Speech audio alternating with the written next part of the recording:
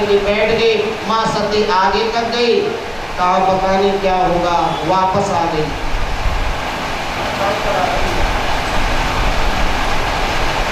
फिर भगवान शंकर ने नेत्र बंद कर लिए, फिर आगे को गई और भगवान ने देखा चली गई। फिर जब ये नेत्र खोलते हैं तो भगवान वापस आ जाती है।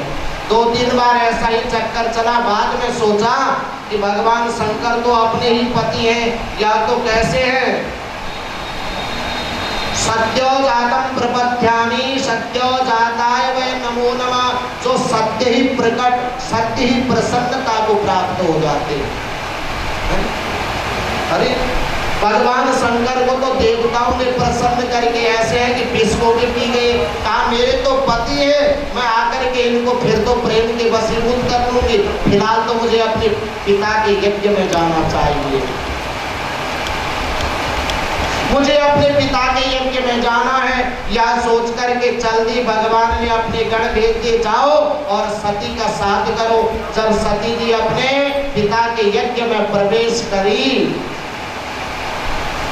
किसी ने उसकी तरफ देखा तक नहीं। माँ के पास जाती है, माँ कुछ नहीं बोलती, पिता के पास जाती है, कुछ नहीं, बहनों के पास कुछ नहीं। क्या यह ऐसा कैसे हो गया?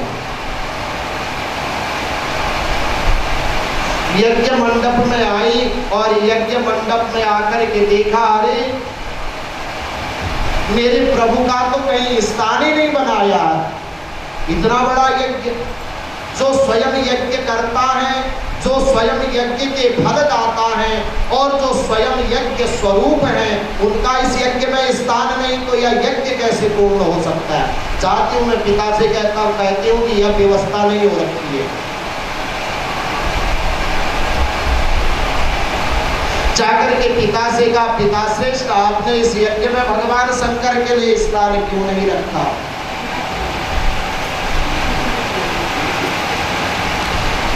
इतना सुनते ही दक्ष बड़ा क्रोधित हो गया। सती माता को दुर्वचन कहने लगा, तो उस भूतनाथ की पत्नी है, हमने तुम्हें बुलाया नहीं, परंतु तुम आ गई हो। आ गई हो तो बैठना है तो बैठो, परंतु अगर भगवान शंकर का नाम यहाँ पर लिया तो तुम्हारे भी कोई स्थान नहीं है। जब अपने पति के बारे में ऐसे शब्द सती ने सुने तो पूरा शरीर आग से जलने लगा, अग्नि में प्रविष्ट हो गई और अपने शरीर को भस्म कर दिया। श्री राधे, श्री राधे। समस्त देवतागण जो भगवान शिव के गण थे, उन्होंने कहा मां सती भस्म हो गई। इतने में उन्होंने उस यज्ञ को विध्वंस करने की कोशिश करी, परंतु इतने बड़े महर्षियों ने अपने मंत्रों के द्वारा उन गणों को शांत कर दिया। सब गण भागते हुए भगवान शंकर की ओर जाने लगे। तब तक नारद जी पहुंच गए कैलाश पर्वत में, और नारद जी जब कैलाश पर्वत में गए, जाकर के भगवान शंकर को प्रणाम किया। नारद कैसे आना हुआ, सती के भस्म होने की कथा सुनाई। भगवान शंकर के क्रोध का पारावार नहीं रहा, एक जटा ली और उखाड़ के जमीन में पड़ के उससे वीरभद्र महाराज प्रकट हो गए। जब वीरभद्र महाराज प्रकट हो गए, भगवान शंकर ने कहा, हे वीरभद्र, तुम यज्ञ पूर्ण करने वाले हो, परंतु आज तुमने यज्ञ का विध्वंस करना है। जिस यज्ञ में श्रेष्ठ पुरुषों का सम्मान नहीं होता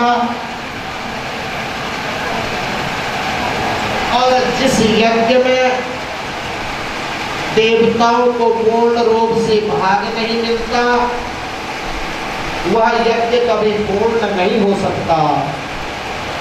वीरभद्र को आज्ञा दे दी, जाकर के तुम दक्ष का यज्ञ विध्वंस करो और दक्ष का विनाश कर दो। वीरभद्र अपनी सेना को लेके गया, सारे ऋषि, किसी की दांत तोड़ दी, किसी की दाढ़ी तोड़ दी, और सामने आया दक्ष। दक्ष का तो गला काट करके भी हवन कुंड में डाल दिया।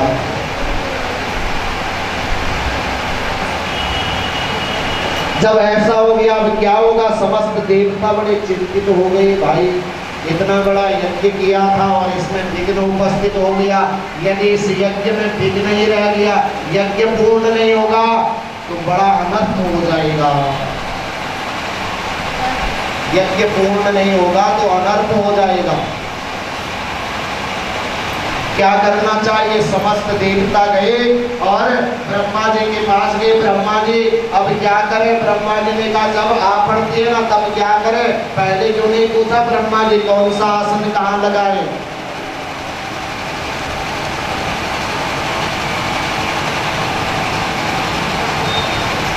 ब्रह्मा जी ने कहा सभी देवता मेरे साथ चलो और कैलाश पर्वत में भगवान शंकर से ही कहेंगे, क्योंकि यही यज्ञ को पूर्ण करने वाले हैं।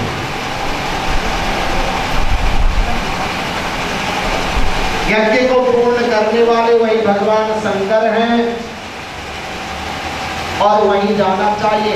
ब्रह्मा जी को आगे करके देवता पीछे हो गए, आगे नहीं जाना। पहले भगवान का क्रोध देखेंगे।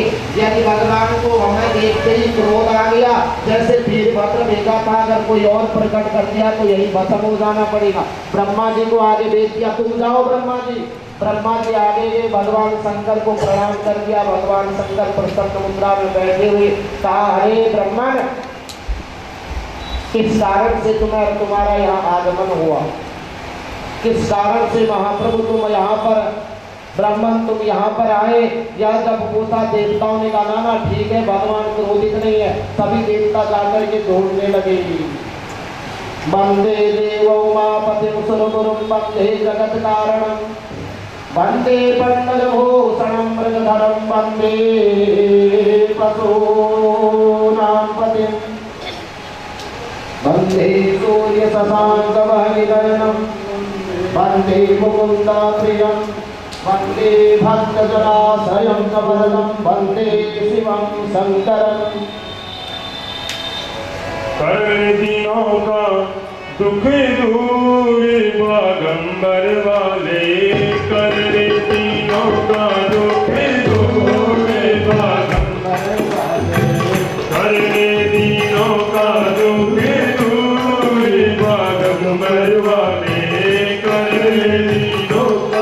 दुख दूर बागंबर वाले, ओ बागंबर वाले, ओ बागंबर वाले, ओ बागंबर वाले, ओ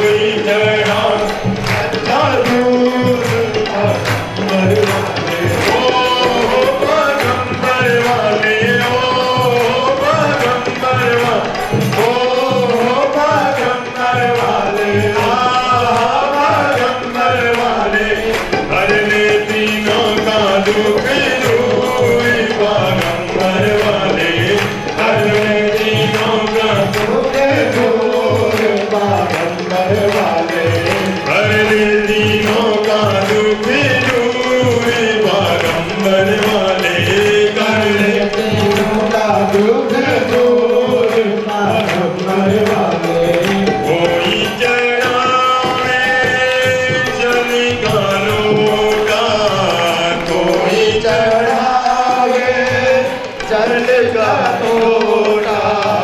कोई चढ़ावे बोला जल का लोटा, कोई चढ़ावे बोला जल का लोटा, कोई चढ़ावे कच्चा दूध बागंबर वाले, कोई चढ़ावे कच्चा दूध बागंबर वाले, ओ बागंबर वाले, बागंबर वाले, ओ बागंबर वाले, बागंबर वाले, करे दीनों का दूर बागंबर वाले, करे दीनों का दूर बागंबर वाले।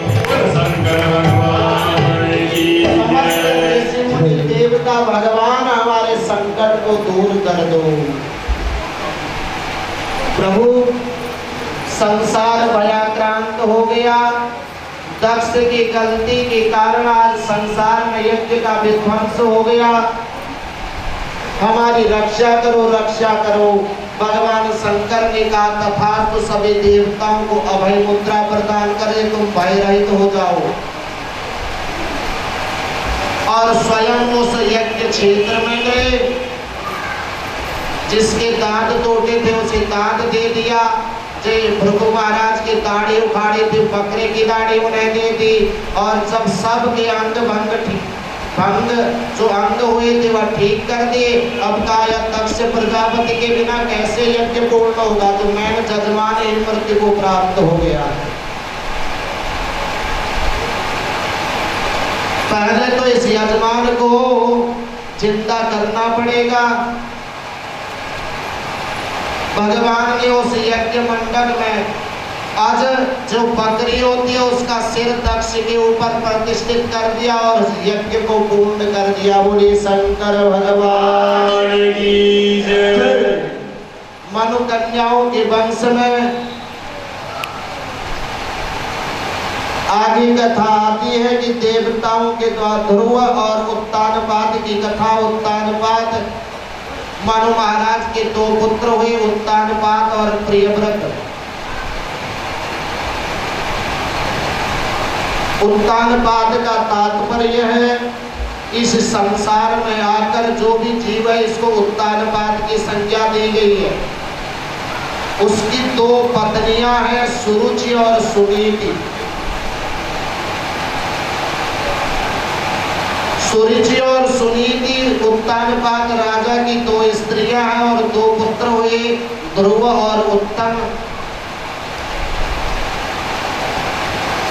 उत्तानपाद का तात्पर्य है जो जीव इस संसार की माया में पड़कर सत असत का ध्यान नहीं रखता उसी को उत्तानपाद कहते हैं। जो इस संसार में रहकर क्या धर्म है क्या अधर्म है, मैंने किसका पालन करना चाहिए, मैंने क्या ग्रहण करना चाहिए क्या नहीं करना चाहिए, जो इसका ध्यान नहीं रखता तो वही उत्तानपाद है। राजा सत्यदेव की एक कथा आती है। एक दिन अपने सभा भवन में बैठे थे ना, तो एक सुंदर स्त्री 16 आभूषणों से युक्त होकर के, 16 श्रृंगार से युक्त होकर के बड़ी प्रसन्न मुद्रा में बाहर की ओर जा रही है। राजा ने पूछा, हे देवी तुम कौन हो? तो उसने कहा मैं लक्ष्मी हूँ और तुम्हारे इस राजसभा को छोड़ करके जा रही हूँ। राजा ने सोचा लक्ष्मी को जाने दो नहीं जाने दो, कहा चले जाओ मुझे तुम्हारी जरूरत नहीं है। ऐसा कौन सा जीव है जो लक्ष्मी को जाने देगा? है तो कोई नहीं, लेकिन किसी को दिखाई भी नहीं देती ऐसी।